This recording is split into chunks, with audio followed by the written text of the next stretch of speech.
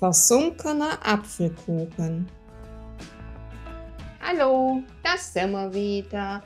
Heute machen wir einen versunkenen Apfelkuchen nach meiner Oma Uschi. Ich habe schon alles hergerichtet und jetzt starten wir. Es ist Äpfelzeit. Die erste frische Äpfel kommen. Himbeerapfel, Oberländer heißt er bei uns, Jakob Fischer. Die eignet sich einfach für so super Apfelkuchen, Apfelkompott, Apfelmus, für alles Mögliche. Ich liebe ihn, das ist mein Lieblingsäpfel. Ich habe euch schon vorgeschafft, indem ich meine Äpfel schon gleich geschnitten habe und in Zitronensaft drüber, damit sie braun werden. Und wir fangen mit unserem Teig an. Du, was haben wir denn heute für einen schwäbischen Begriff? Was hast du denn rausgesucht? Heute nehmen wir Taber. Okay, am Ende lösen wir auf und wie ihr wisst, die Zutaten, die schreibe ich dann alle in die Beschreibung unten ein. Das ist meiner Oma Uschi ihr Lieblingskuchen einmal gewesen. Und ist auch ruckzuck fertig. Wir nehmen eine weiche Butter oder Margarine und die schlagen wir mit dem Zucker und mit den Eier schön auf. Was ist das? Vanillezucker. So, dann können wir das einmal zuerst aufschlagen und dann tun wir die Eier rein. Prise Salz können wir auch gleich dazu tun.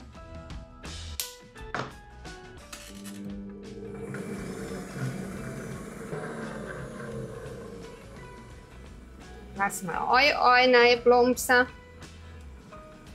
Billet. Dann eben nachher.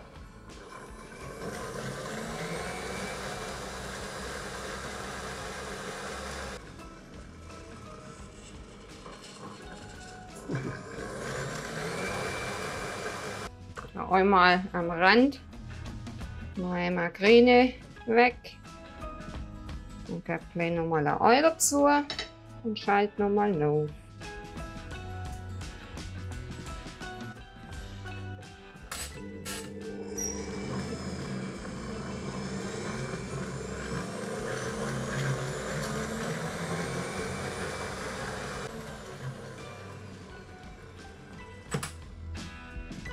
Ich habe meine Eier einzeln rein dort zum Aufschlagen, damit sich das schön mit dem Fett verbinden kann. Wenn man alle Eier auf einmal reinhaut, dann haben wir lauter Fettrollen drin und die bringen dann nachher nicht mehr richtig schön aufgeschlagen. Jetzt geben wir bloß noch unser Mehl dazu.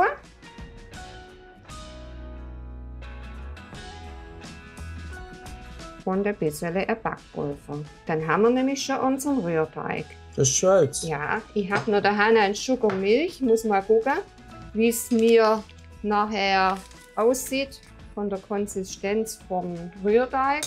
Wenn er mir zu fest ist, mache ich meine Milch rein. Das ist auch immer abhängig einfach von unseren Eiern, wie groß die sind. Jetzt schlagen wir von unserem Mehl rein.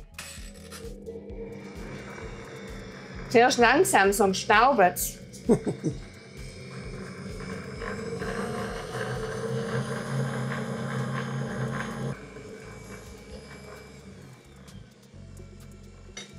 Zu dem Ganzen gebe ich jetzt noch ein bisschen einen Zitronenabrieb rein.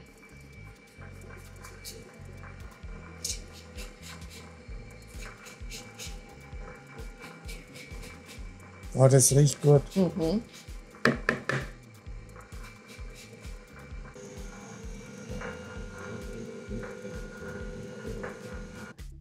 Jetzt gucke ich mal, wie unser Rührteig ist. Ne, dem gebe ich keine Milch mehr rein. Wenn er mir nachher in der Form davon läuft und flüssig ist, das ist nichts mehr. Das heißt, meine Eier waren groß genug. Ich habe auch alle Eier gehabt.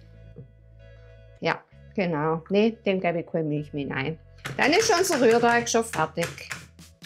Schaltet ihr euren Backofen ein. Wer will, macht ihn auf 160 Grad Umluft. Ich habe meinen auf Ober-Unterhitze 180 Grad. Meine Oma hat noch keine Umluft damals gehabt. Also machen wir so, wie es die damals gemacht haben. Unser Kuchen wird in einer Springform backen. Ich nehme mein Backen ohne Boden, mache Papier drauf und tue jetzt mein Rührteig plus Ei füllen.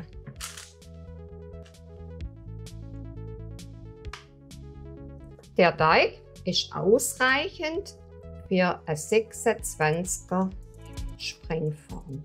Das ist richtig cremig, gell?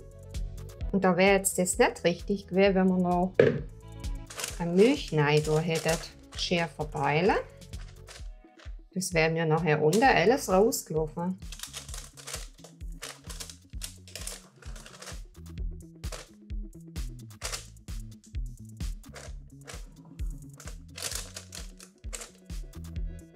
So, der Rest verteilt sich nachher selber noch.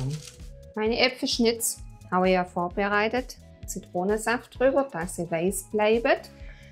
Jetzt waren sie bloß noch oben fächerartig eingeschnitten. Einfach vierteln. Wobei ich habe aber auch kleine Stückchen drin, weil ich auch das Würmle rausschneiden müssen. Was war ein Würmle? War ein Würmle drin. Jetzt bloß, guck, so siehst du es, fächerartig Eierritze auf der Teig sitzen.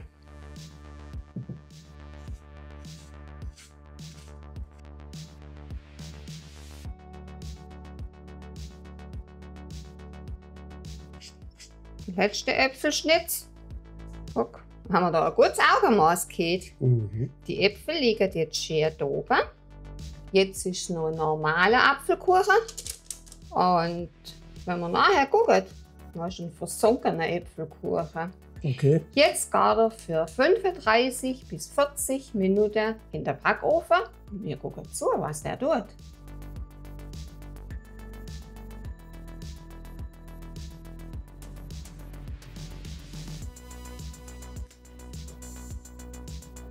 Fertig ist unser versunkener Apfelkuchen. Hoppala. Guck mal, wie die Äpfel aufgesprungen sind, nachdem es jetzt gefächert hat. Oh ja. Versunken sind sie, gell? Nicht mehr so sieht man es. Meiner Oma, ihr Lieblingskuchen. Wir probieren den mal. Bei mir waren es jetzt 35 Minuten, ob er durch ist. Einfach Stäbchenprobe machen, ob was hängen bleibt. Nö, alles gut. 35 Minuten haben bei mir gelangt. Wir sind fertig. Den werden wir jetzt auskühlen lassen. Und dann kann man noch mit Puderzucker schön bestäuben. Und wenn ihr den dann in Folie einpackt, könnt ihr den gut 2-3 Tage aufheben. Ich bedanke mich bei euch fürs Zugucken. Mir hat es gefreut, meiner Oma Uschi ihren Äpfelkuchen, ihren versunkenen Äpfelkuchen an euch weiterzugeben. Jetzt fällt mir aber rein, wir müssen ja noch auflösen. Richtig. Was haben wir denn für einen schwäbischen Begriff gehabt? Heute haben wir Getaber. Taber. Oh, muss ich gerade gucken. Nein, sind keine da. Taber hinterlässt man Fingerabdruck überall da, wo es glänzend ist. Aha, in der Spülmaschine. Taber. Die Taber geben Taber ab. Also, und wir sehen uns bald wieder. Bis dann. Ciao. Tschüss.